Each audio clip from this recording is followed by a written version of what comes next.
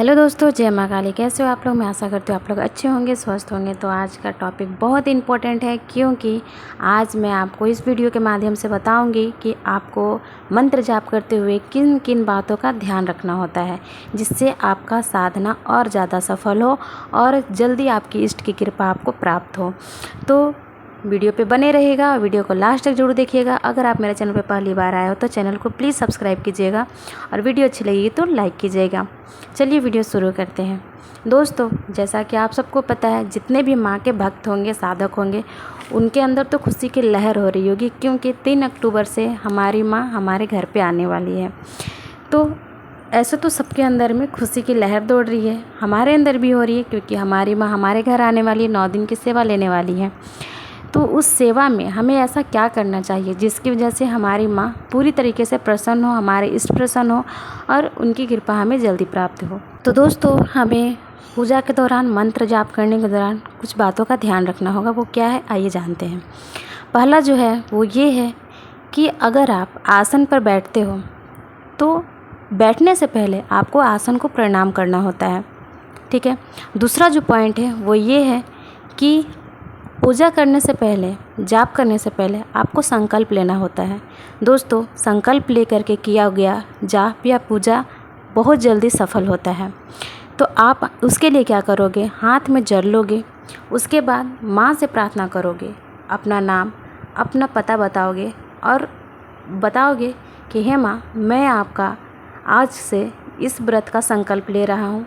आज से मैं आपका इतना मंत्र का जाप आपको पर डे करूँगा, और किस मंत्र का आप जाप करोगे वो भी माँ को बताओगे।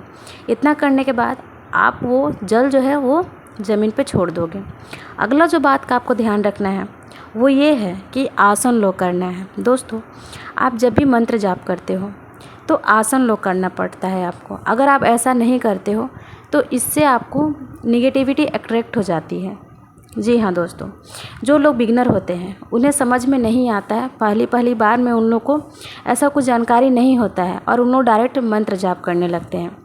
तो ऐसा में क्या होता है कि उनसे नकारात्मक शक्तियाँ अट्रैक्ट हो जाती है।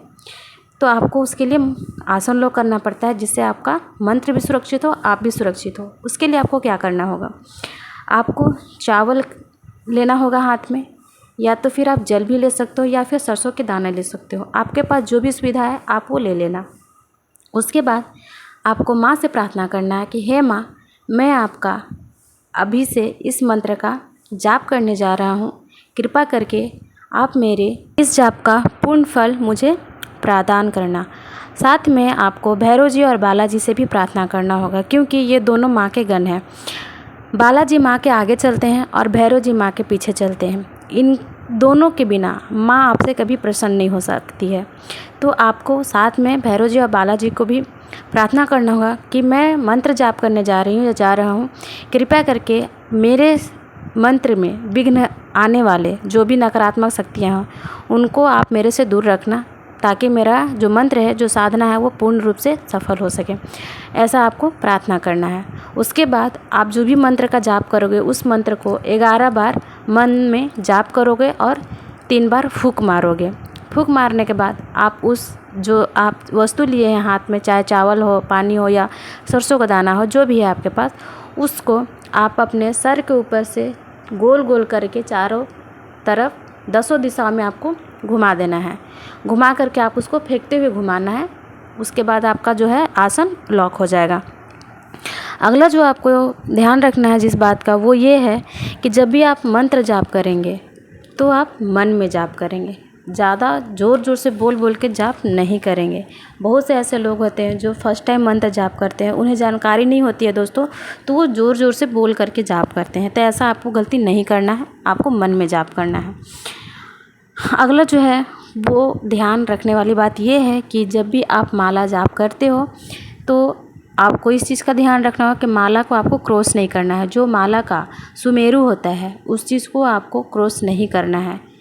आपको उसी सुमेरु से माला शुरू करना है जाप करते समय, और जब जहाँ ख़त्म होता है फिर वहीं से आपको टर्न हो जाना है, आपको घुमा देना है उस माला को, फिर से वहीं से आपको जाप शुरू करना है। इस बात का भी आप ध्यान रखें। अगला जो है पॉइंट वो ये है कि जब आपका मंत्र जाप कंप्लीट हो जाएगा, जब आप जितना का संकल्प लिए हो, अगर आप उतना मंत्र जाप कर लेते हो, उसके बाद आपको हाथ में जल लेना है और उसे अपने आसन के नीचे छोड़ देना है। गिरा करके आपको उस जल को हाथ से लेकर के छू करके अपने माथे पे लगाना है और बोलना है ओम इंद्राय नमः, ओम शक्राय नमः। क्योंकि अगर आप ऐसा नहीं करते हो तो ये जो जाप है आपका, ये डायरेक्ट इंद्र लेकर के चला जाएगा। उसे वरदान प्राप्त है दोस्तों कि अगर आप जाप के बाद जल ज़मीन पे नहीं छोड़ते हो, अपने माथे से टच नहीं करते हो, तो आपका जाप का फल वो सारा इंद्र लेकर के चला जाएगा। तो आपको ऐसा गलती नहीं करना है, इस बात का ध्यान रखें। अगला जो पॉइंट है वो ये है कि आप जब भी जाप करोगे, आप सडनली अपने आसन से उठ करके नहीं नीचे आओगे, ज़मीन पर पैर नहीं रखोगे। कभी भी आप मंत्र जाप करोगे तो 1 मिनट 2 मिनट का रेस्ट आप आसन पे ही दोगे अपने शरीर को, उसके बाद ही आप अपना पैर ज़मीन पे रखोगे। अगर ऐसा नहीं करते हो तो भी आपका जाप डायरेक्ट नीचे रखने से ज़मीन, जो धरती माँ होती है, वो आपका जाप को सोख लेती है गुरुत्वाकर्षण से। ठीक है, तो आपको ऐसा नहीं करना है, ये गलती नहीं करना है। आपको जाप के बाद आसन पे ही रहना है। उसके बाद अगला पॉइंट ये है कि आप जब भी जाप करते हो, आपका जाप कंप्लीट होता है, तो आपका जो माला का जो सुमेरु है उसको आपको आपके थर्ड आई पे टच करना है 5 से 6 सेकंड के लिए। उसके बाद आपको दोनों आँखों पे टच करना है।